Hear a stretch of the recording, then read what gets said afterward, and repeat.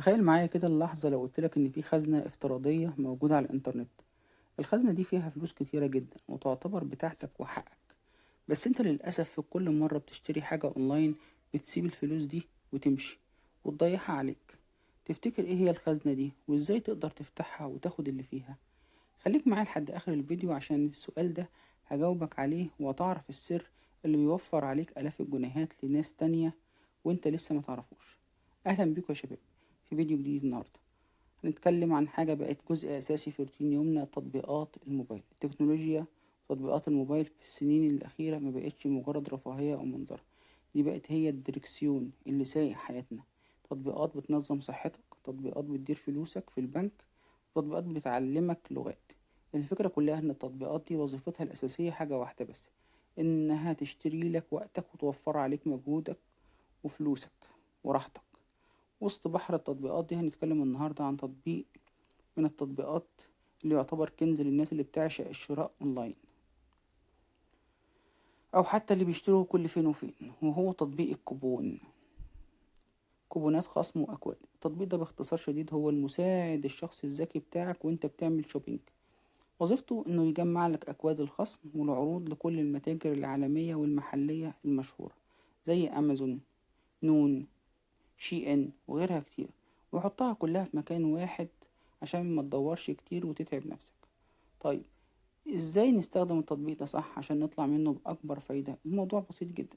أول ما بتحمل التطبيق وتفتحه بتلاقي واجهة سهلة ومنظمة، تختار البلد اللي انت فيها سواء مصر أو السعودية أو الإمارات، وبعدين تكتب في خانة البحث اسم المتجر اللي انت عايز تشتري منه، وليكن نون.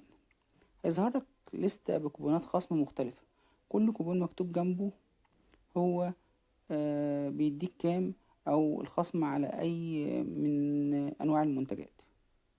وفي الغالب بيكون في شروط بسيطة، كل اللي عليك تعمله إنك تدوس نسخ للكود وتروح المتجر تحط مشترياتك في السلة، وقبل ما تدفع بتعمل لصق للكود في الخانة المخصصة، وهو وهوب بتلاقي السعر نزل قدام عينيك غير اللي انت كنت هتدفعه خالص. نيجي بقى للنقطة المهمة، ايه هي اللي بيميز الكوبون دوت عن غيره وايه هي عيوبه؟ بصراحة اهم ميزة فيه هي التحديث المستمر.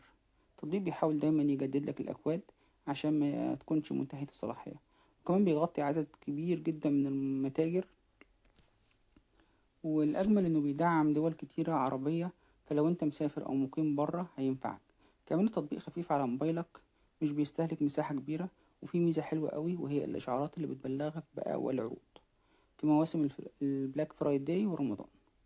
بس عشان نكون أمناء ومحايدين، تعالوا بقى نشوف رأي الناس في الكومنتات والتعليقات في البلاي ستور.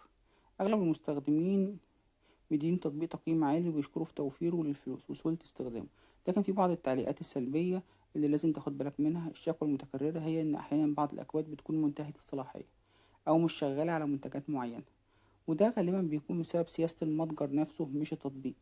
يعني نون بيلاقي مثلا الناس كتير استخدمت الكود دوت فراحت موقفة الكود دوت، فبقى منتهى الصلاحية من وجهة نظر اللي بيستخدمه. وكوبون ما بيبقاش بيجدد الكوبونات دي أول بأول يعني.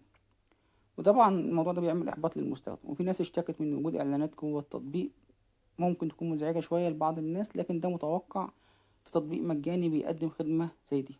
طب لو التطبيق ده مش عاجبك وعايز تجرب غيره، ايه هي البدائل؟ السوق مليان منافسين أقوياء. عندك مثلا تطبيق زي وفر اكس، فكرته مختلفة شوية، انه بيديك كاش باك، يعني فلوس بترجع لك بعد الشراء. ونفس الفكرة برضو بتاعت لاكي، هو برضو نفس وفر اكس بيديك برضو كاش باك وخصومات وعروض تقسيط. كمان في تطبيق اسمه كوبون 5 اس ام بيقدم لك خدمة مشابهة جدا لتطبيق كوبون. نصيحتي ليك خلي عندك تطبيقين أو ثلاثة من دول وقارن بينهم قبل ما تدفع عشان تضمن أعلى خصم. نرجع بقى للسؤال الغامض اللي سألته لك في الأول الفيديو، فاكر الخزنة السرية اللي فيها فلوس وانت بتسيبها وتمشي؟ الخزنة دي هي المربع الصغير اللي مكتوب عليه برومو كود أو كود الخصم اللي بيظهر لك وانت بتدفع اونلاين.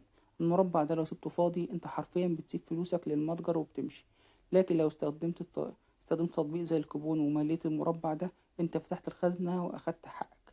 فما تسيبش الخزنة مقفولة المرة الجاية. في النهاية التكنولوجيا معمولة لراحتنا، استغلوها صح ووفروا فلوسكم.